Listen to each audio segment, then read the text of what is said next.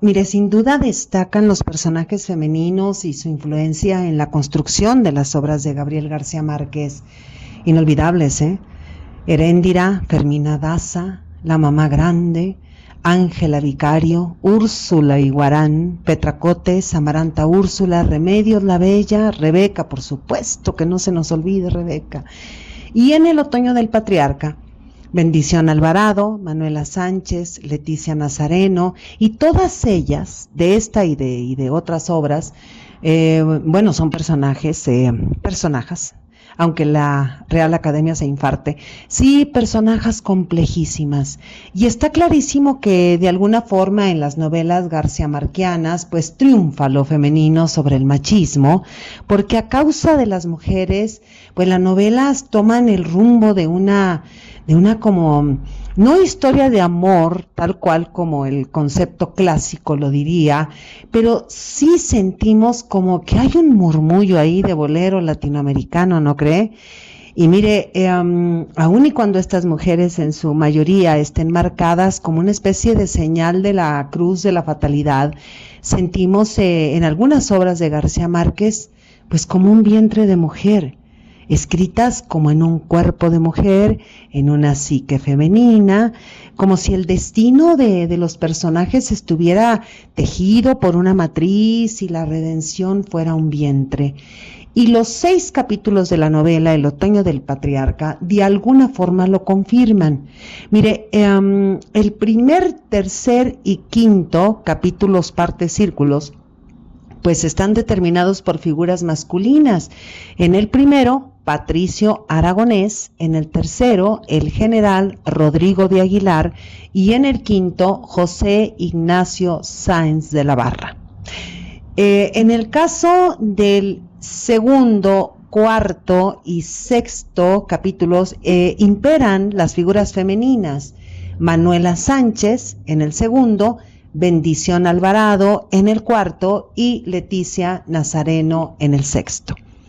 Entonces los números impares son masculinos y los números pares pues son femeninos, pero el asunto aquí no es la numerología o la cábala o toda esa vaina, como diría García Márquez, sino la perspectiva cíclica de la novela, cómo se va moviendo, porque entre más paralizado y eterno y exageradamente grande sea el poder, más se mueve la historia del pueblo hacia su propia parálisis. Es decir, García Márquez usa la muerte, el cadáver del dictador, que se crea un patriarca divino llamado por su pueblo, para poner en marcha la historia. Una historia complejísima, como ya dijimos en el primer podcast, porque son tan largas las oraciones que en una sola encontramos saltos temporales, cambios en las voces narrativas, variaciones estilísticas, cómo se mueven, ¿no? Las placas, por decirlo de algún modo, las placas del tiempo y del espacio, y entre más, pues que nos hablan entre los giros de su espiral de un patriarca gobernado por mujeres. La madre, el amor platónico, la esposa, la colegiala, un hombre, ¿no? Además va a aparecer ahí, que de tan hermoso pues está como feminizado. Y las concubinas que tienen el poder que pues de desahogar, dijéramos, las prontas ansiedades, ¿no? Las pitonisas y el tejido del destino. Bueno, mire, hasta las vacas tienen poder. Todo lo femenino triunfa sobre el gran macho a quien el mundo teme. Y son ellas quienes dentro de su propia atmósfera pues asumen el dominio y someten a su voluntad al dictador muy sutilmente, como entre líneas, dijéramos. Por eso hay que leer con mucho cuidado. Ese dictador sospechosamente proclamado macho, pero reiterativamente y tantas veces que nos hace como sospechar, ¿por qué todo el tiempo se tiene que decir que él es un macho? ¿Hay acaso ahí como alguna sospecha o qué nos quiere decir aquí todas esas voces narrativas, ¿no? Porque bueno, el dictador es la fuerza, la hipérbole, la autoridad, todas las coacciones del poder. Y paradójicamente, la figura del patriarca es la mitología del poderío en un tono de rumor, un ritmo como de chisme, como de leyenda, muchísima mitología. Y bueno, pues resulta que el patriarca se enamora de Manuela Sánchez. Un amor muy, muy platónico, pero un amor que, una pasión, que a lo más que llegó fue al roce de la mano. Dice en la obra, la vio aparecer en la puerta interior como la imagen de un sueño reflejada en el espejo de otro sueño, con un traje de etamina de a cuartillo la yarda, el cabello amarrado deprisa con una peineta, los zapatos rotos, pero era la mujer más hermosa y más altiva de la tierra. Y mire, esto del sueño y del espejo es interesantísimo porque dice, un sueño, dice, la imagen de un sueño reflejada en el espejo de otro sueño. Y ya esto da muchísimo que pensar, ¿eh? Y, porque Manuela Sánchez es un amor encarnado, pero no carnal. Es una mujer que atrae al patriarca, pero que es tremendamente pobre. Es la reina de los pobres, que vive en el barrio donde pelean los perros. Quizá lo que le atrae de Manuela al patriarca sea su pobreza, porque sabemos que el patriarca es de origen muy humilde, o quizá le atrae de ella lo que él siente en el cuerpo, ¿no? Le atrae los trastornos de la pasión y que además él va como viviendo, ¿no? Como en una especie de vicio por Manuela, en una obsesión. Por eso nos acordamos del bolero de Obsesión, ¿no? Pero, ¿qué cree? Que Manuela Sánchez desaparece, porque quizá solo existió en la imaginación, en los sueños, en las pesadillas del dictador. Dice en la novela, y hasta había pretendido que los astrónomos perturbaran el sistema solar para complacer a una reina de la belleza que solo había existido en las visiones de su delirio. Este es un adelanto en el tiempo que está en la primera parte, donde ya aparece, se menciona varias veces a una reina de la belleza, pero hasta el capítulo 2 o círculo 2 vamos a entender quién es esta reina de la belleza que existió quizá, ¿no? Que solo había existido, porque mire, aquí no dice quizá, que solo había existido en las visiones de su delirio. Por eso, cuando leemos tan detenidamente, porque esta novela hay que leerla casi como leemos la poesía, ¿no? Entre una coma y otra, entre un punto y otro, ¿no? Como si fueran pequeños versos, porque si no, no vamos a entender. Por eso decimos, Manuela Sánchez desaparece porque solo existió en la imaginación, en los sueños, en las pesadillas del dictador. Y mire, mucho de lo que sucede en la novela se sitúa, así como este ejemplo que hemos dado, en la ambigüedad. Es muy ambigua.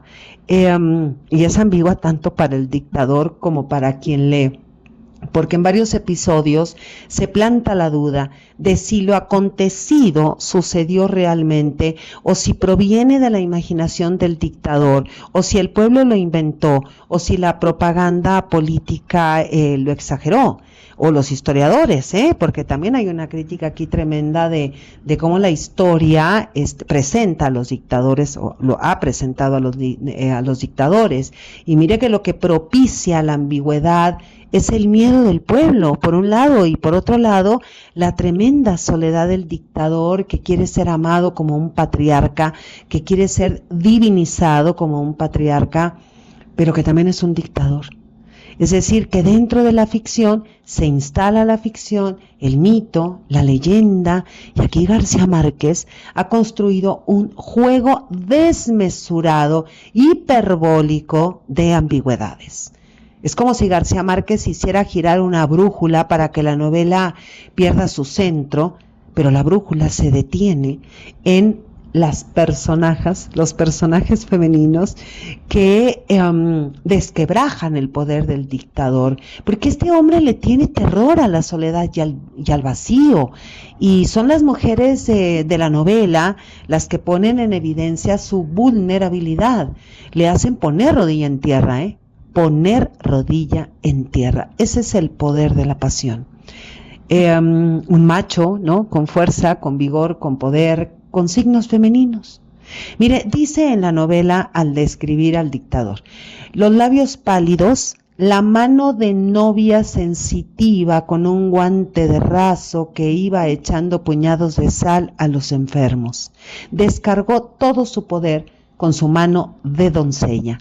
Y hasta el momento de su muerte, encontramos en el santuario desierto los escombros de la grandeza, el cuerpo picoteado, las manos lisas de doncella con el anillo del poder. Bueno, esas manos femeninas, pequeñas, suaves, con guantes de raso blanco, pues paradójicamente son el símbolo de su autoridad y de su tiranía.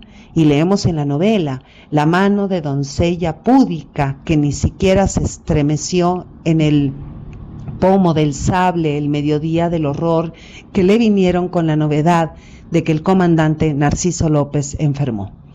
Y luego también dice en la novela, de modo que de aquí no me sacan sino muerto, decidió golpeando la mesa con su ruda mano de doncella, como solo lo hacía en las decisiones finales.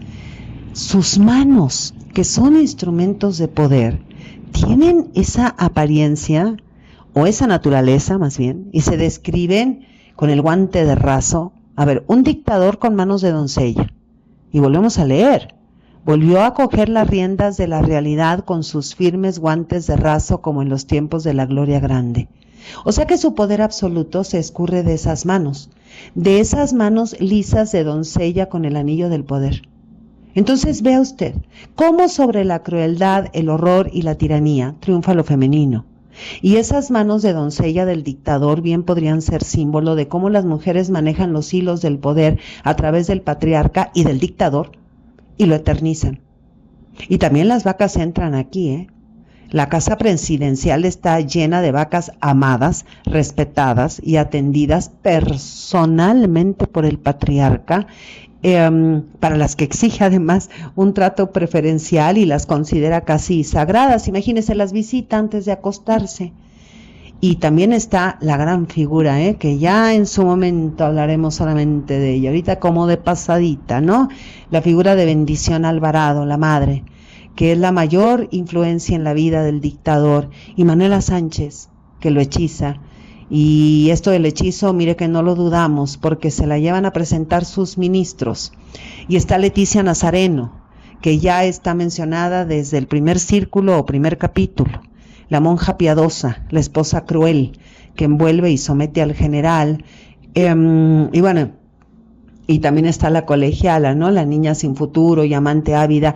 Y finalmente, José Ignacio Sáenz de la Barra, que si bien es un hombre gallardo y varonil, pues aparece en el juego muy velado, de intercambio de identidades sexuales, atrapa al dictador y lo hace vulnerable en su presencia. Bueno, ahora miremos, a ver, vamos.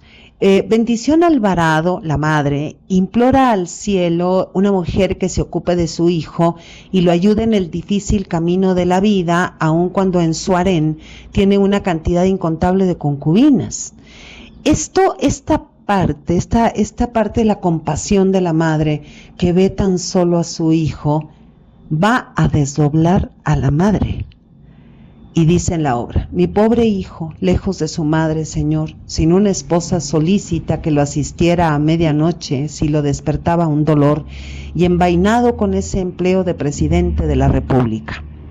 Pues esa madre, además, según la leyenda popular, es una doncella eterna, quien concibe a su hijo como una mujer mítica, como una virgen milagrosa, invocada como santa, porque leemos en la obra, Madre de mi alma, Bendición Alvarado, a quien los textos escolares atribuían el prodigio de haberlo concebido sin concurso de varón. Y también, Madre mía, Bendición Alvarado, ¿por qué me mandas este castigo? Oh, Madre mía santa, así me tratan estos, dime qué debo hacer. O sea que el dictador la obedece y la respeta. Hasta le permite que, como dice la novela, le critique el olor a cebollas rancias que despedían sus axilas. Pues una madre que nunca supo quién era el padre de su hijo, como dice en la obra. ¿Cómo fue que nunca pude establecer cuál de tantos fugitivos de vereda había sido tu padre? Imagínense nada más cómo la pone aquí García Márquez, ¿no? Dice, ¿cuál de tantos fugitivos de vereda había sido tu padre. Una madre virgen y prostituta. Además es todo un tema, cuando muere la madre. Bueno, entonces Bendición Alvarado es virgen, prostituta, corruptible e incorruptible. Y el dictador en su espejo es macho, afeminado, y su otra cara, la de patriarca, pues es la de ser mortal e inmortal. Complejísimo esto, maravillosamente complejo, porque Gabriel García Márquez es verdaderamente un genio, Y bueno, aquí les recuerdo que el autor le construye 2 rostros o más que se van desdoblando a cada personaje. Y Manuela Sánchez es reina de la miseria, pero es reina. Entonces, a ver, leemos. Imagínense pues, allí había nacido y allí vivía Manuela Sánchez de mi mala suerte, una caléndula de muladar cuya belleza inverosímil era el asombro de la patria. Pero el patriarca no se atreve a tocarla. Decíamos, Manuela Sánchez es una hechicera. Entra al cuarto del dictador, dice en la obra, despertó empapado de sudor, estremecido por la certidumbre de que alguien lo había mirado mientras dormía, alguien que había tenido la virtud de meterse sin quitar las aldabas. Abrió los ojos para ver asustado y entonces vio, ¡oh, carajo! Era Manuela Sánchez, que andaba por el cuarto sin quitar los cerrojos porque entraba y salía según su voluntad, atravesando las paredes. Pues es indudable el poder sobrenatural de Manuela Sánchez, ¿no le parece? Y porque no solo puede aparecer y desaparecer, sino mantenerse a salvo del dictador, y se hace acompañar de otra figura siniestra, la madre, que teje y vigila, pues no sabemos si está vigilando la virginidad o qué está vigilando, ¿no? Acerca de la hija cuando está ahí sentada al lado del patriarca. Y es muy interesante todas las tardes, cuando la gente duerme la siesta y el pueblo que duerme. Y es muy interesante pues cómo el dictador se convierte en un vasallo de la pasión que siente por Manuela. Y además, bueno, Manuela que desaparece, ¿no? En un eclipse de sol, se desmaterializa, pero mire, enfrentito del general, Leemos, ahí lo tienes, reina, le dijo, es tu eclipse, pero Manuela Sánchez no contestó.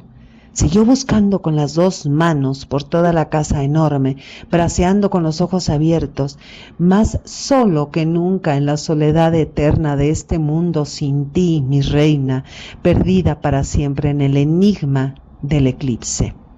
Y mire usted cómo otra vez las manos. Siguió buscando con las 2 manos. Y bueno, la desaparición de Manuela Sánchez va a hacer girar la narración o el foco, porque para conjurar la soledad, su soledad de dictador, aparece Leticia Nazareno, decíamos una novicia voluptuosa que se convierte en su legítima esposa, madre de su único legítimo heredero, complacida y obedecida por el anciano tirano, y entre Leticia Nazareno y las concubinas pues hay un contraste tremendo. A todas sus concubinas las tumbaba en el suelo con una acción rápida en cualquier lugar de la casa enorme, dice la novela, y en presencia de todos, como si de novillas se tratara. Dice en la novela, esas pobres bastardas sin corazón ni siquiera sienten el hierro, ni patalean, ni se retuercen, sino que ponen sus cuerpos de vacas muertas. Bueno, Leticia Nazareno tomará el poder, es una personajaza, esposa, monja sagrada, piadosa, tirana, despótica y criminal, divinidosa, madre amantísima de un niño que cree ambiguo igual que su padre. Y ella y su hijo pues mueren de una forma tan espantosa que mire, mejor ni le cuento. Y bueno, más adelante hay otro personaje también ambiguo que explayará de nuevo la tendencia de doncella del temido dictador, porque va a aparecer en escena Ignacio Sáenz de la Barra, y el dictador pues se abandona a su autoridad. Dice en la novela, el hombre más hermoso y con mayor dominio que vieron mis ojos. A ver, imaginemos a un hombre varonil, decidido, encantador y perfumado. No, bueno, es que ya viendo la descripción tal cual, mucho más adelante en la novela, lo sabemos, pues parece como una mujer, ¿no? Convertida en hombre, o un ser que tiene, ¿no?, esta ambigüedad entre que no sabemos realmente, ¿no?, en qué parte de la identidad de este hombre estamos. Y no dude usted que este ser sea una hechicera. Bueno, yo creo que hubiera sido mejor que el tirano se hubiera conformado con las concubinas y que se hubiera enamorado de las vacas, porque le va fatal. Y bueno, sin duda que también lo está, ¿no?, enamorado de las vacas, porque hasta una vaca se vio, dice la leyenda, en un balcón. Y leemos: las alfombras de la ópera habían sido trituradas por las pezuñas de las vacas y las salas oficiales en ruinas por donde andaban las vacas impávidas, y las vacas, como el eterno femenino que doblega el poder del macho tirano, son las últimas, las últimas que ponen fin a todo el poder, las vacas. Entonces, a ver, pues hasta aquí diríamos que Bendición Alvarado es mujer, madre, dueña del poder, que Manuela Sánchez es mujer, quimera, dueña del poder, que Leticia Nazareno es mujer, esposa, dueña del poder, que Ignacio Sáenz de la Barra es pseudomujer, traidor, dueño del poder, que la colegiala es mujer amante, dueña del poder. O sea que cada signo entonces no es como una cadena significante: madre, quimera, esposa, traidor, traidora, ¿no?, en esa ambigüedad, amante.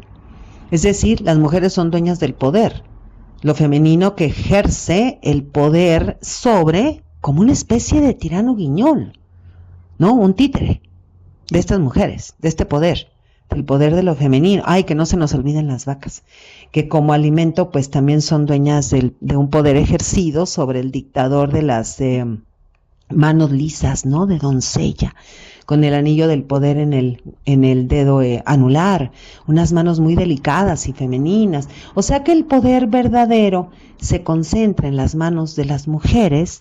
Las que más poder tiene pues es Leticia Nazareno.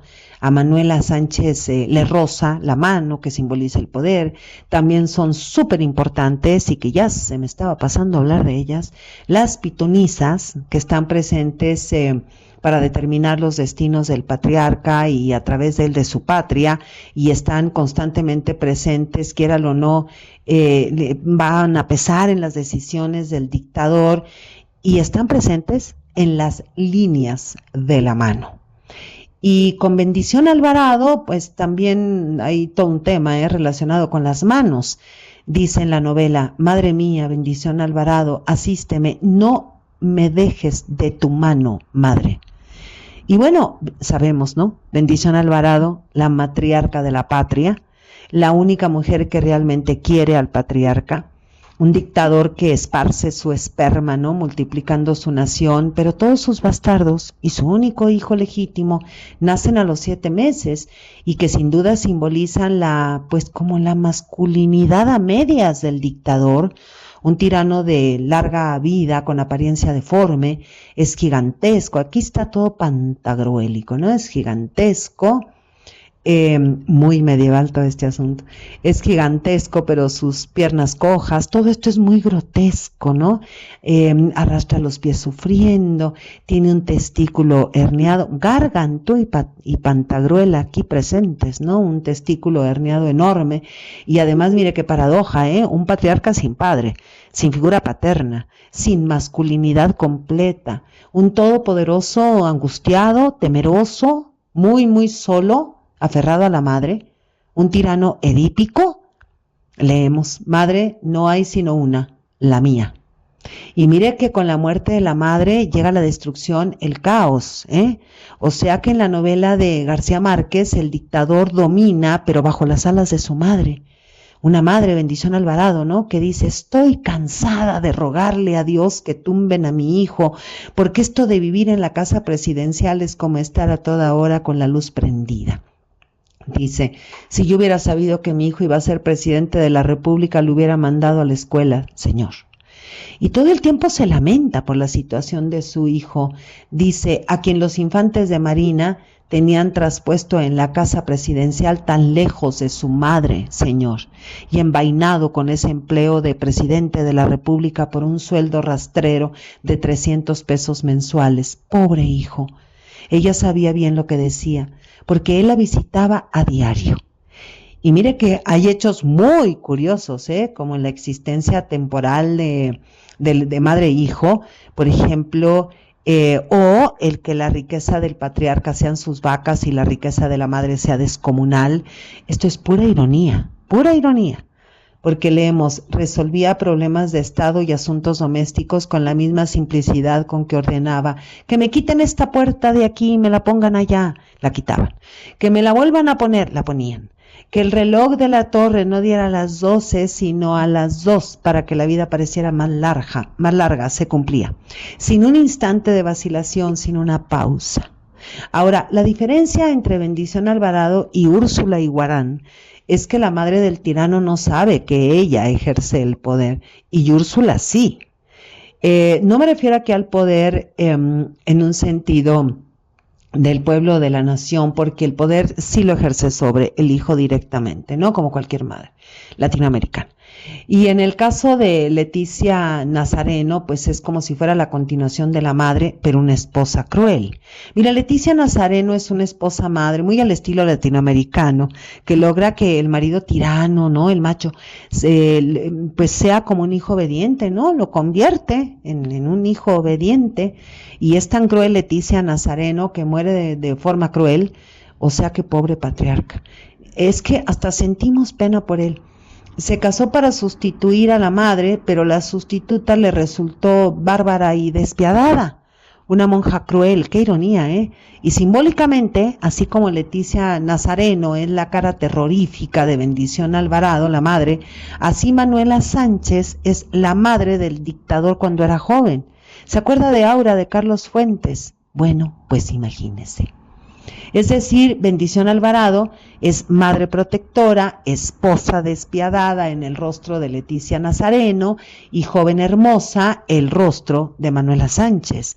O sea que la madre del patriarca Bendición Alvarado tiene 3 rostros, igualita a Hécate, tiene 3 rostros. Mire, le cuento. Hécate es una diosa griega, una titanide, que está asociada con la magia, las encrucijadas, las brujas, el inframundo, y que se le representa muy frecuentemente en una forma triple, y que además, ¿no?, puede ser capaz tanto de hacer el bien como de hacer el mal. Pues así igualita, a Bendición Alvarado, que muy joven se desdobla en Manuela, que muy vieja pues es la madre del patriarca y que además muy buena, y que también se desdobla como muy malvada en Leticia. 3 rostros tiene la madre del anciano tirano. Y también Bendición Alvarado, bueno, ¿se acuerda usted que dice en la obra, los textos escolares, ¿no?, atribuían el prodigio de haberle concebido a la madre, pues tener un hijo, pero sin varón? Y fíjese, y de haber recibido en un sueño las claves herméticas de su destino mesiánico. Por eso le digo que aquí hay algo raro en Bendición Alvarado. Recibió en un sueño las claves herméticas de su destino mesiánico. Bueno, pues aquí hay un evidente paralelismo entre Bendición Alvarado y la Virgen María. Es que es genial García Márquez. Mire cómo juega con los espejos, con los sueños, con la fantasía. Bueno, y todo un tema lo del cometa. En que por un lado pues es presagio de destrucción y por otro de renovación. Leemos en la novela, nada había pasado sino al contrario, que habíamos sido víctimas de un nuevo engaño histórico. Bueno, ¿y cuántos engaños históricos no hemos sufrido en América Latina? Bueno, usted sabe que a través de la historia la mujer está unida, tejida a una Eva paridora, a una Eva virgen, a una Eva tentadora, a una Betsabé de David, a mujeres muy seductoras, ¿no?, relacionadas con el rey Salomón, a la Dalila de Sansón, a la Virgen María de José, Estamos tejidas por las ficciones a la doble Helena, la de Esparta, la de Troya, por somos causa de guerras, a Medea, quien destruye a Jasón, a Aspasia. Somos el mal y somos el bien. Destruimos y procreamos, somos Deméter, criadoras, cuidadoras, pero también somos Hécate, las brujas, las hechiceras. Somos Artemisa, la cazadora, Afrodita la hermosa, Atenea, guerrera y sabia, Hera, la esposa. Somos creación, abundancia, magia, madres castradoras, necesarias y amadas. Y en las obras de Gabriel García Márquez habitan estos rostros, sus espejos, sueños, mujeres ficcionales, artífices de las historias, mujeres que tejen las tramas, los conflictos y las resoluciones, resuelven las situaciones que condicionan la vida de todos los personajes. Son las extraordinarias mujeres del universo ficcional de Gabriel García Márquez en el otoño del patriarca. Soy Margarita Díaz de León, Literatura en Espiral.